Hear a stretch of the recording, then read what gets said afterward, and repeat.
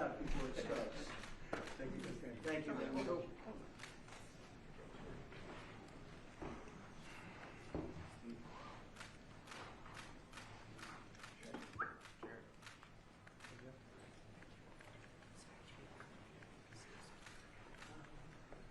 Would you want to take a couple of questions? I don't get it. Do you want to have a couple of questions? First, we're having an amazing period of time, like I think nobody's seen before. And we had tremendous stop, as you know, in Israel, and now we're in a country where a friend of mine is a very powerful leader, and my friend is right here, the president, also the general, you know. Sometimes usually I call him the general because he's both, and he's good at both. And they've done a fantastic job. And they have very little crime, you know, because they don't play games, that's why. They don't play games like we do in the United States with governors that have no idea what they're doing. But they don't have crime. I ask about crime and they almost don't even know what I'm talking about. So it's a great tribute to this man. He's done a fantastic job in bringing this country together. And the United States is with him all the way. Thank you. Okay, all the way. And it's an honor to be with you. Sir, what will Egypt's role play in the peace process here? We played a very important role, and they had a very important role with Hamas. In fact, the general was right here, was very instrumental because Hamas respects this country and they respect the leadership of Egypt.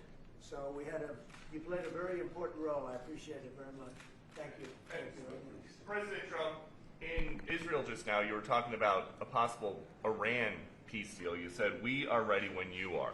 Yeah. Is that the ultimate goal with today's signing, to get enough? Not Iran, but I think Iran will come along. They've been battered and bruised, and you know they need some help. They have big sanctions, as you know, tremendous sanctions. I'd love to take the sanctions off when they're ready to talk, but they can't really survive with those sanctions. Those sanctions are very tough. But at some point, they're going to say, we want the sanctions off. We're going to end up with peace. I think Iran is going to be fine. I know so many Iranian people. They're great people. They're smart, great people. Engineers, lawyers. I mean, they're academics. But they took a big hit. And frankly, if we didn't hit them with the nuclear, I don't think you would have been able to have this incredible this deal that's once in a lifetime deal. Nobody's ever seen anything like what's happening today. And countries have all come together, all different countries. Some liked each other, some didn't, most didn't. And they've all come together. Every country has come together. And by the way, Iran did put out a statement, you know, that they support this deal very wholeheartedly. So that was in itself something. But no, I think they want to, that's all I do in my life. I make deals. And they want to make a deal. Now that the living hostages have been returned, can you please tell us what the next steps are? Well, they're going and looking for bodies. It's a pretty gruesome task, and they know where numerous are, as you know.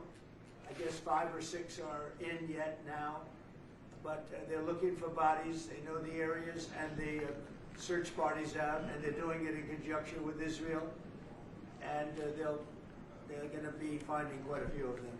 President Trump, can you tell us when phase 2 of the negotiations will begin? Well, it started. I mean, it started as far as we're concerned. Phase 2 has started. And, you know, the phases are all a little bit mixed in with each other. They're going to start cleaning up. You look at Gaza, and it needs a lot of cleanup. That's why when I talked in my speech, I talked about the debris. I used the word debris. That's debris times 10. So, but they're gonna really do a job. They have a lot of power. In another room, you have some of the wealthiest nations in the world. All leaders, the big leaders are here, the emirs and the kings and everybody, and it's a very interesting group. I guess we have like 35 countries, and that's only because they were the 35 that we invited. Everybody that we invited came. So there's a lot of respect. And I think you'll see some tremendous progress, both in the Middle East. This country is doing very well. It has good leadership. It's about leadership. And it's really nice when you say, how is your crime situation? And they like don't even know what you're talking about. What do you mean crime? We don't have crime. Because if he has crime, he puts it out very quickly. Some people